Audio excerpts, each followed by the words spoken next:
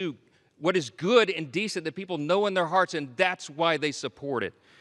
More Americans will be working, volunteering, and serving their communities because modest, common-sense work requirements will restore dignity and purpose to those on taxpayer-funded benefits. The bill will also mean that safer streets are available in every zip code around the country because our border will remain fully and totally secure.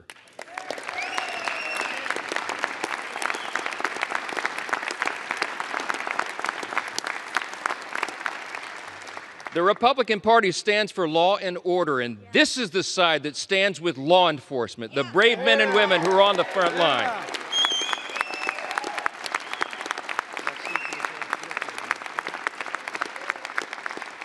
The idea that those who put their own lives on the line to protect us would be assaulted for doing their jobs is unconscionable. Law enforcement, I know you agree. I know, amen. Law enforcement will have the help of a border wall now that's 100% complete. Yeah!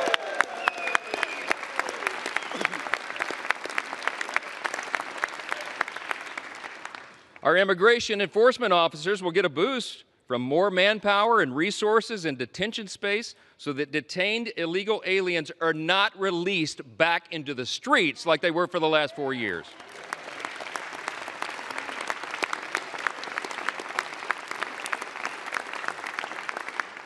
And our homeland can rest soundly again under the protection of President Trump's Golden Dome. That's what we're investing in. Look, any of these individual achievements would be historic victories for a Republican Congress or any Congress. And today we're delivering on all of them in one big, beautiful bill. That's what Americans can count on when we pass this legislation, and that's exactly what Democrats will vote to oppose today. That's a fact. We didn't write this bill for the Democratic Party or the elites or the media. This bill is for hard-working Americans, and they deserve it.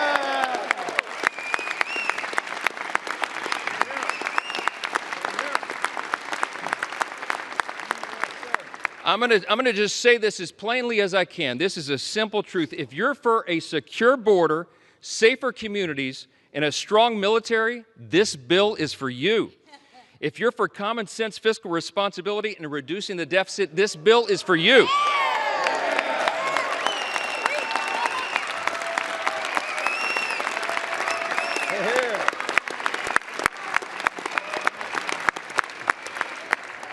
If you're for fair and lower taxes, bigger paychecks, affordable gas and groceries, and restoring dignity to hard work, this is the bill for you.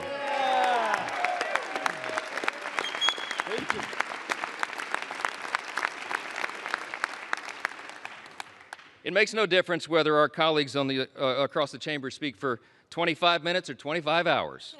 They can't change the truth. And today was about performance for some of them, but today for us is about results. Results that improve the lives of Americans, regardless of their race, religion, color, or creed. It does not matter.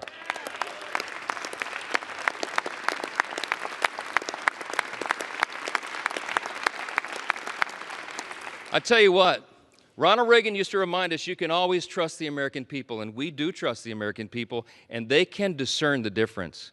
What they saw on display here today is that Democrats deliver performances and Republicans deliver results.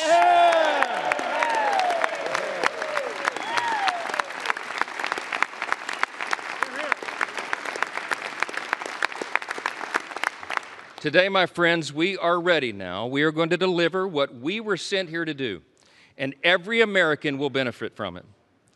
In 1793, just steps from where we stand today, President George Washington laid the first cornerstone of the United States Capitol. Over 50 years later, on July 4th again, members of this body gathered once again to lay a second cornerstone. Once more on July 4th, at the height of the Cold War, Congress laid a third cornerstone. And this week, with this vote today, on our nation's birthday being tomorrow, we lay a fourth. With this bill, we can vote as stewards of that great legacy that we have inherited in this extraordinary nation that we are blessed to live in. We can lay another sturdy foundation for the future of this country, a future where working Americans can feel relief, where government can finally start living within its means again, and where the United States is safer, stronger, and more prosperous than ever before. That's right. Now, I'm going to say this as they mock America and mock everything and mock the bill. We'll see how the people feel about that. Yeah.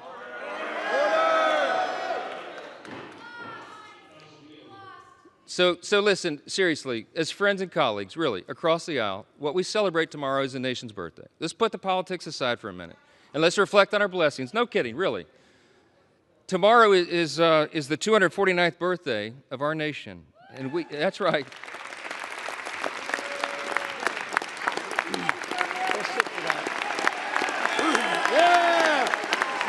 USA! USA! USA! USA! USA! USA! USA! USA! USA! USA! USA! USA!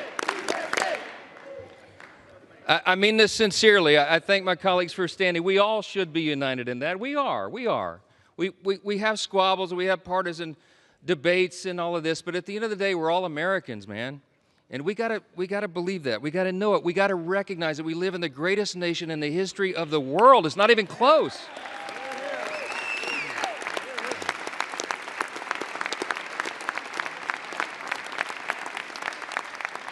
My friends and colleagues, we are so blessed. We should not take it for granted. We live in the most free, the most successful, the most powerful, the most benevolent nation that has ever been on the face of the earth. And there's a reason for that. The reason that we are the greatest nation is because we were built on the ultimate foundation. And the bold declaration that my friend Hakeem Jeffries articulated earlier is true. We unite under that. The bold declaration that we do hold these truths to be self-evident. What is a self-evident truth? It's something that's obvious. We hold these truths to be self-evident that all men are created equal. It does not say born equal, it says created equal. And that it is our Creator, yes. It is our Creator that gives us our rights. See, the powerful thing about that is we're the first nation in the history of the world that acknowledged that our rights do not derive from government. They come from God Himself.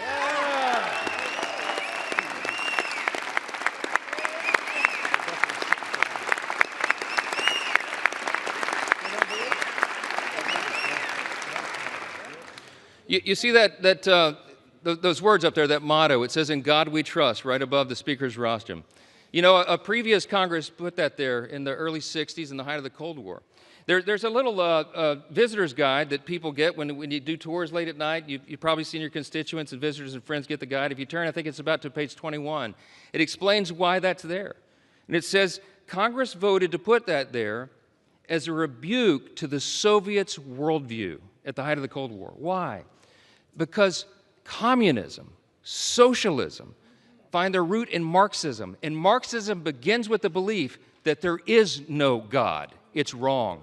And this Congress made us stand those many years ago, and we should do it again. We're different, we're distinct, we're exceptional, because we acknowledge that right there, our motto.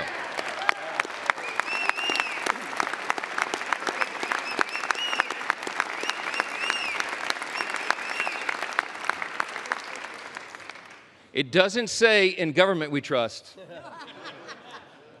It says in God we trust. And we better remember that.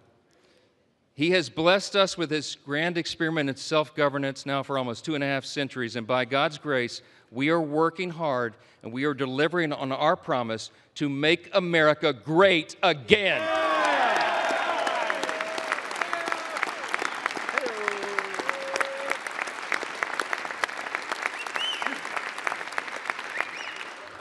This is without a doubt the most important vote of this Congress, and I think this may be the most important vote that any of us take in our entire lifetimes. And everybody better remember it, however you vote today. My friends, the President of the United States is waiting with his pen. The American people are waiting for this relief. We've heard enough talk. It's time for action. Let's finish the job for him. Vote yes on the bill.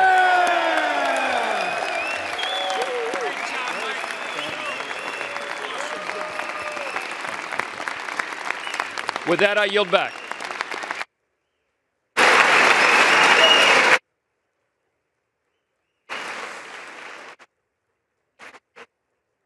The gentleman yields, and all time for debate has expired.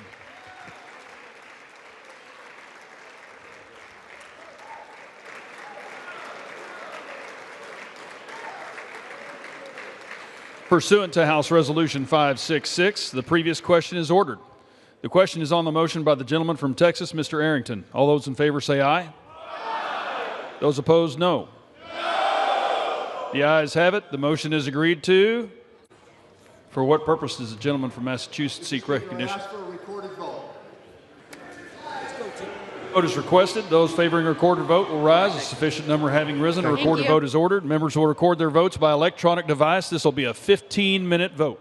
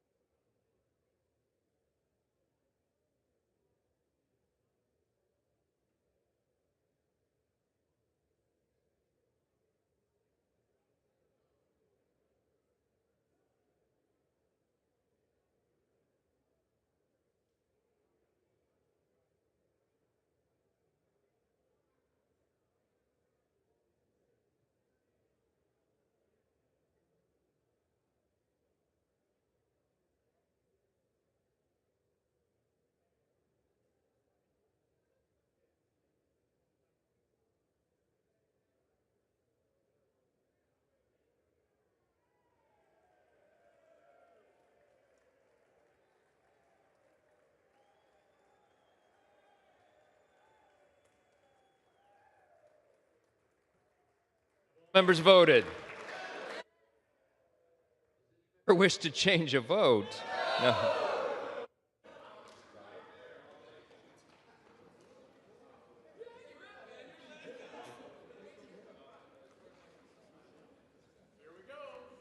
On this vote, the yeas are 218, the nays are 214. The motion is adopted.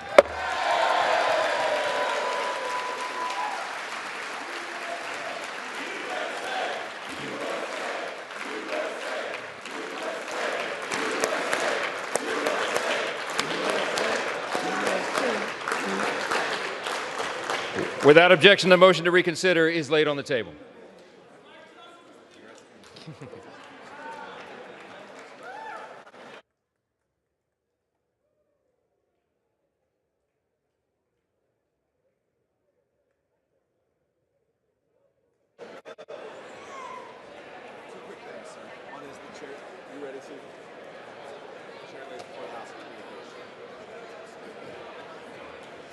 You ready?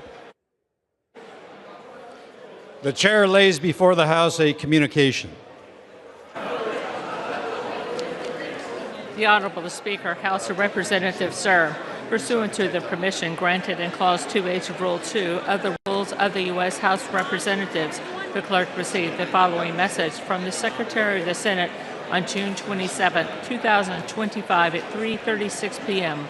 that the Senate passed Senate 98, Senate 257, that the Senate agreed to relative to the death of Frederick W. Smith, Senate Resolution 308, Appointments, Board of Visitors of the U.S. Military Academy. Signed sincerely, Kevin F. McCumber, Clerk. Do I have to do? To Clause 13 of Rule 1, the House stands adjourned until 10 a.m. on Monday, July 7, 2025.